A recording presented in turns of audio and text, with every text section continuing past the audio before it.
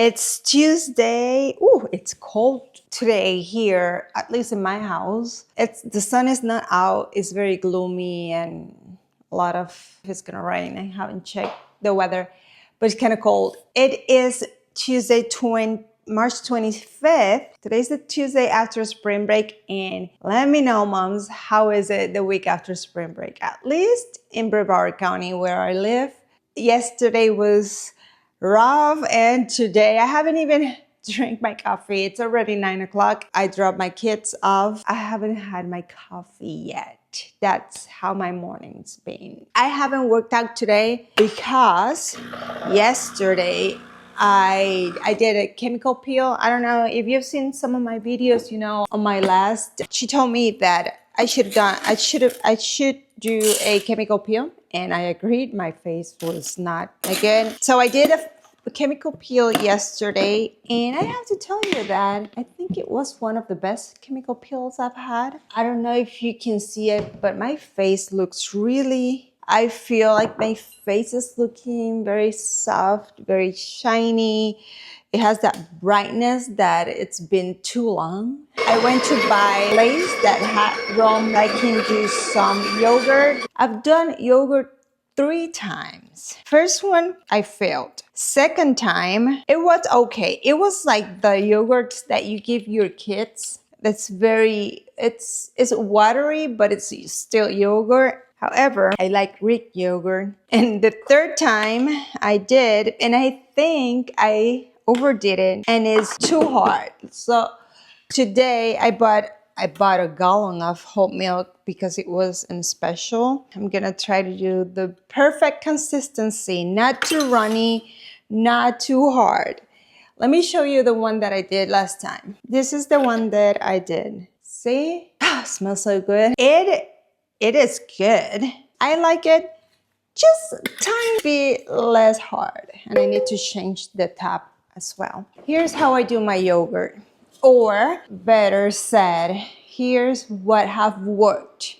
Because I don't have a slow cooker. If you have a slow cooker, I think that's the best way to do it, but I don't have one. If you are planning to do your yogurt at home, you either have to buy the culture at a store or use at least I use a cup because I do a lot of yogurt. A cup of the yogurt that you have already at your fridge. Store-bought. If it's store-bought, make sure it has active culture.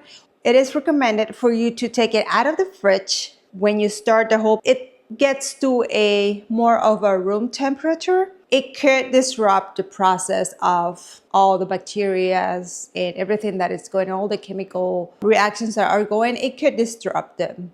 So to avoid any of that, make sure that you take it out and put it on your counter to bring it closer to room temperature. Now, lessons learned for me.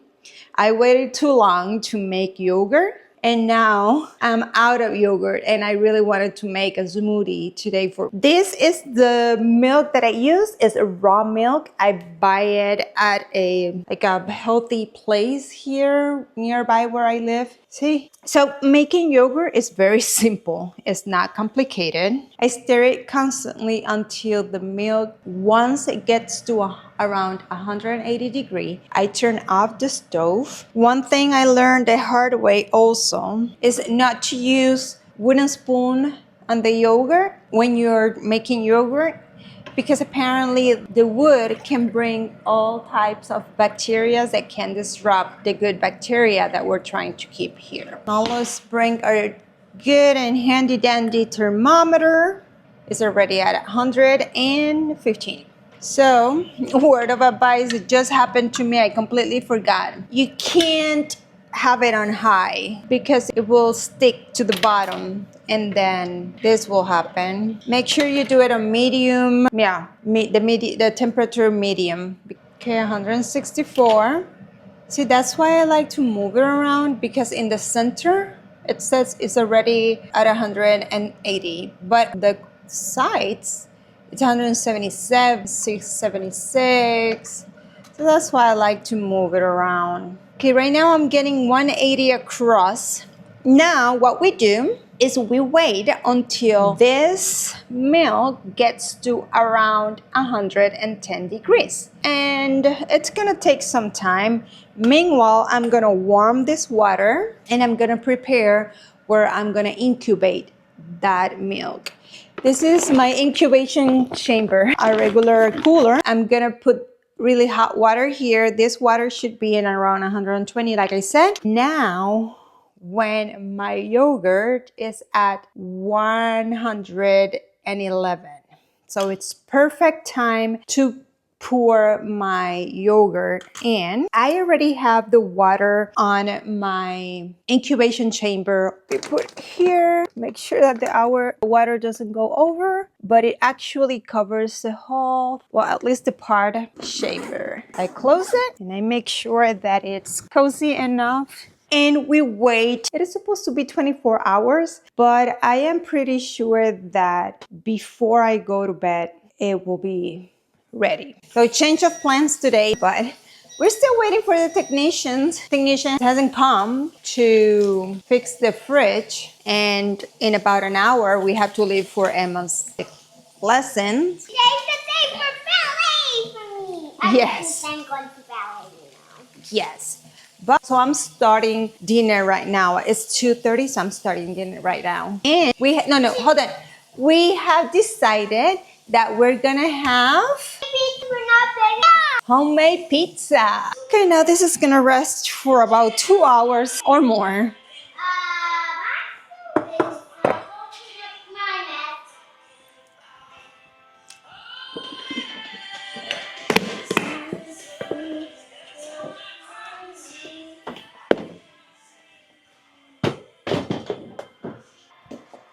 I just want you still got this. It's a promise.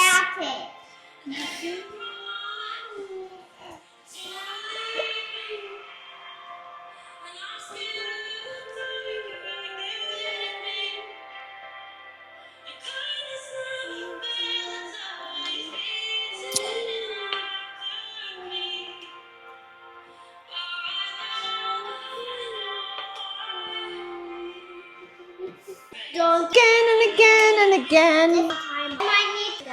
Scraper. I just want. It's the next day. Yesterday, after the clip that you saw about us making the pizza dough, we put it to rest. I left it outside because after that we were going to Emma ballet lessons.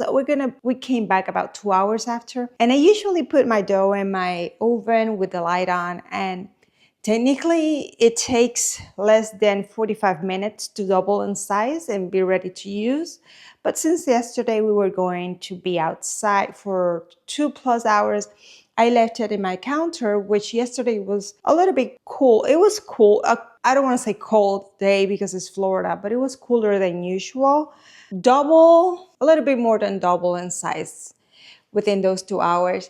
So for those of you that don't have an oven or can't use your oven to let your dough rest in, I'm thinking with the bread it's gonna be almost the same. You can leave it on your counter, but it's gonna take a little bit longer. My Walmart delivery just got here. I'm gonna show you what I got. I didn't get that much, but I'm just gonna show you real quick what I got. Now, before I show you my Walmart haul, I was making yogurt, and I want to clarify one thing. I'm gonna show you my yogurt because it is done. It is perfect. But I wanted to clarify one thing real quick. I started my yogurt around 10 a.m. in the morning, and after all the process, the incubation time started around noon. I was researching about the best way to do yogurt and making sure that we don't spoil the milk and all that. Now, the only thing that you have to be very careful, the ideal incubation temperature for yogurt is around 105 and 112 degrees Fahrenheit. 120 might be a little bit high, but that 105 to 112 is constant temperature. And as you know, in a cooler, you don't get constant temperature. The temperature is gonna drop at some point. So it's not going to be 120. Now, if you have an incubation chamber, don't do the 120. Well, it doesn't recommend here to do 120 constant, because what it will happen, or what it could happen, is you can potentially damage the bacteria. That's one of the main things that we eat yogurt to get the good bacteria. And it could cause the yogurt to turn out grainy or separate. And for me, it works because it's not constant.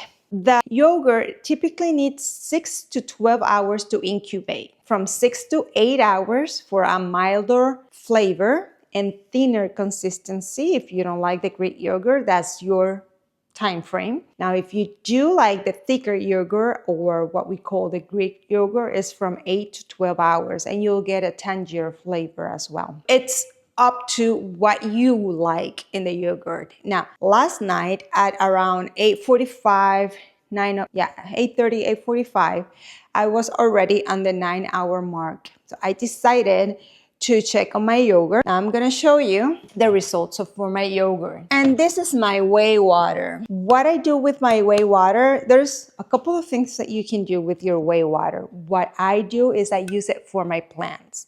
This is the texture that I like. You see, Nico? This is the texture that I like. It still has a little bit of whey water on top, like normal yogurt.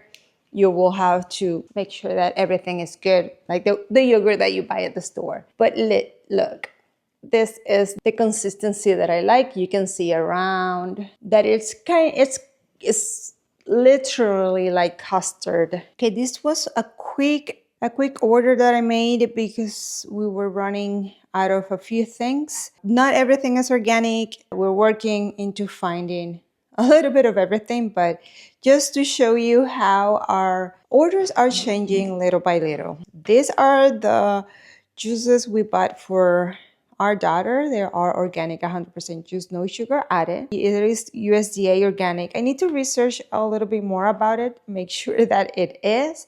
Of course, if you can make your own juice, it's always better, but we don't have a juicer. We don't have fruit trees here. We're working on that as well.